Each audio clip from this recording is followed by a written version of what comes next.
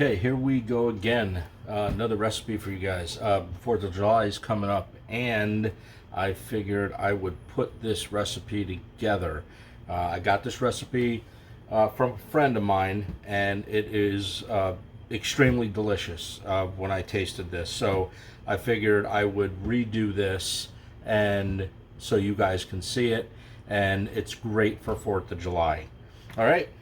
Recipe's been around for a long time. I asked her how long it was, and apparently they've been making it since 2000. So a long time, 24, 25, 26 years, something like that. It's very simple. There's no cooking involved. Let me run down some ingredients, stuff that you're going to need throughout this recipe. As you can see, there's really not that much. I got some sour cream. I got 1.5 pounds of sour cream. It's a little bit bigger of a container, but I just wanted to make sure I had enough. Over here we got 8 ounces of sharp cheddar cheese. You can use whatever you want. As far as that goes, I'm using Hell of a Good today. I'm not promoting any of this, but this is just what I'm using. I have some pepperoni made from a local butcher. Those of you guys that are local that watch this channel, Fred the Butcher's, that's about 1.25 pounds, and it's $7.99 a pound, so it's a $10 pepperoni thing going on. Over here I've got I've got some salsa. Now I've got some hot salsa right about there. Got some hot salsa and some medium salsa. I think what I'm going to do, just because I like it a little bit, you know, on a spicy side, but you don't have to do that. You could do mild in this, or you can do medium, and let me tell you, the mild, there's nothing to it. So if you don't like spice, just go to mild on this instead of medium or hot. I have some chips, some scoops, right? These are great to get into this. I'm going to call this a pepperoni dip, okay? A grater, and I'm going to set that aside. And I have an 8x8 cooking pan, I guess, or I don't know what you call this, right? Anyways, it's an 8x8 glass dish, like a little casserole dish, okay? And it would be helpful if you had a food processor. I have mine off to the side here. We're going to use that to ground out the pepperoni. Okay, so we're going to put this stuff together. Let me get rid of some of this stuff. If you guys like, you know, my channel, please subscribe. I see a lot of people that are watching my channel now. Hit that subscribe button, okay? We do stuff every week. Recipes are, I don't know, probably going to be endless because I'm old. So let me clear some of this stuff off. Sorry about the humor. And we're going to get into start layering this. The reason why I use a glass dish too is because if you're going to serve this outside, make sure that you buy like a 10x10 or a 12x12 pan to go underneath it. I use glass. I'm showing it in glass today just because glass stays very, very cold. So if you got like a 10x10 or a 12x12, you fill that one with ice, and then you turn around, you set this one on top of it. It'll keep your food nice and cold if you're doing this outside or inside, I guess. All right, be right back with you guys. All right, so here we go. We got the pepperoni sitting here. Let's see. Let's get this out of the way. We're gonna cut this in half, just like this. Now I don't know if I'm gonna use all this pepperoni. The ingredients that I do use, weights and amounts, that type of thing, I will definitely put those in the description below. I usually do, unless it's a super easy recipe. So we'll give you that in the description. Okay, the only thing we're gonna do with this now is we're just going to cut this in chunks. Okay, just like this. And the only reason why we're doing this is because this is going back here. Because this is going in the food processor, and I don't want this to be in, you know, like we throw that in, right? You know, it'll probably make quite a bit of noise. I guess it's one of those days today. I got a day off work, and I was like, you know what? 4th of July is coming up. Even though I have to work it, that's okay. Because I get an extra vacation day back, so I'm happy about that. yeah, so here we go. So we're just going to do this for right now. And I'm going to bring you guys back to me 1 second. Hang in there. We're going to get the food processor in here, and I'm going to show you how small I grind this, okay? Because this just has to go on in a layer. All right, hang in there. Right back. All right, so we are back with the food processor in place and our pepperoni cut up. I cut up another half of stick, so there's 1.5 sticks here. I'll reweigh that and give you guys a more accurate thing. Depends on how much we use. All right, okay, so here we go. We're gonna take the lid off the food processor, make sure our blade is nice and tight, and it's pretty simple, right? So just like this. Now this might be too much. If it is, you know what, maybe I'll make something else with it, right? If it's grounded up, we'll figure it out. No biggie. Okay. So what I recommend is anytime you get your hands in here, like the blade is attached, I know there's a safety mechanism on the handle, but try not to plug in your food processor if you're loading it or unloading it, especially when you're unloading it. Don't reach in there, you know, after you've been pulsing it, right? You know, nobody wants to take a trip to the emergency room with a $50 copay or whatever, but yeah, don't do that. Don't stick your hand in there. That'll that maybe cause you some problems. All right, so here we go. Yeah, like I said, it's just one of those days. I don't know why, but I'm in an extremely good mood today. All right, so anyways, here we go. In the food processor, we're going to pulse this because I don't want to send this through the top blade. There's another blade that goes up in here. It sits down in here on a stem. We're not going to do that. I'm just going to pulse it until I get to where I need to get to, okay? So here we go. It's going to be a little bit loud, so, you know, it is what it is right now. Hold on.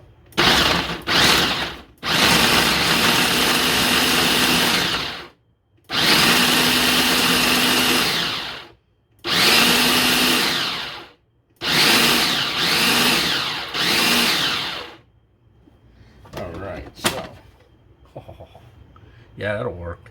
Okay, so there is a piece, so I'm going to unplug, just so you guys don't think I'm kidding about that. There is still a piece or so there. This is perfect. So I'm going to take this piece out because I don't want to grind this down any further. This is, hold on 1 second. This is pretty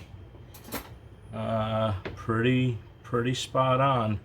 I don't know if you guys are going to be able to make this out or not, but that is the consistency I think that we're looking for. This is how I want to do it. You want to do it a little bit thicker, that's fine. You guys want to like smooth this out a little bit more, that's fine too. Okay, so what we're going to do is we're going to put the food processor aside, bring this other stuff in. We're going to start layering this. This is super simple, okay? Be right back. All right, so we are back for a quick assembling of this, okay? So what we're going to do is, now I already mixed up my sour cream. I've just always done that. It's always been a habit of mine. So make sure you do that. And the reason why is because sometimes you'll get a little bit of, on the top, a little bit of moisture that puddles or on the bottom of it. And I just want to make sure that the consistency is creamy once this goes down, okay? Because after all, we're labeling this as a dip, and dips should be kind of creamy, not maybe so hard. All right, so this is what we're going to do. We're going to pour this in, or some of it, or a good part of it, at about 3/4 of the way there. So now you guys know, you know how I do stuff. It's always about presentation, hopefully. So what we're going to do is just an offset spatula, just a cake spatula. All right, so we're just gonna even this out. You can do this with the back of a spoon as well. You don't have this, don't panic, you can still do it. All right, so, and that's about what we're doing there, okay? And the reason why I put so much on the bottom of this is because from the side view, if it's displayed, you know, on a table or something like that, you get to see all the colors, you know, all the way up. You know, it looks nice. All right, so that's that. Next, we are going to put some salsa down. I'm going to start with the hot. Okay, so we're just going to stir this up now. I know that my friend of mine there kind of takes a lot of the liquid out of this. I don't, but I just do put it on with a spoon. All right, so we're just gonna do like 2 small layers, and the reason why I'm doing that is because I can kill some of the heat, right, with this, with the second one, with the mild one, right? So 2, like, you see how much I'm putting on. It's not that much, but the second one, the mild, is to kill a little bit of the burn, so it's not so hot. Somebody else is eating off this, right? All right, now I'm going to do the same with the medium. Okay, so we're going to throw some medium on top of that. Oh, I was saying about draining. A friend of mine drains a little bit of the juice, and because I'm looking at this more of a dip, what I'm doing is I'm leaving some of the juice in there so it's not as dense. Other than that, it would be kind of dense once you get the pepperoni on it, because pepperoni, right, ton of salt, sodium's, I hate to even look at what the ingredients are as far as how much sodium is in there. You're probably getting, out of a stick of pepperoni, you're probably getting your serving of 2,400 milligrams a day. So there's a lot of sodium in this, right? And what does salt do, right? It extracts the water out of things. So I want to make sure that this is a little bit watery going in, and then the pepperoni should extract some of the moisture out of this. Okay, so we're going to put this in. I know I had a spoon here. Where did the spoon go? There we go. All right, so we're gonna put this in with a big spoon, just so I can kind of control it. Now, how much you put of this is completely up to you. Remember, there's cheese going on top of this as well, so if you guys you got to compensate for that, right? So I put a good layer on it because when I make stuff, you guys that follow me know that I try not to skimp on anything, and it's usually pretty, pretty hearty, I guess maybe would be the word for it. My doctor doesn't think so, but whatever, hearty is where I go with it. So that's that. All right, so a nice layer of pepperoni. This is so nice too, right? All right, now what we're going to do is we're just going to take our box grater here.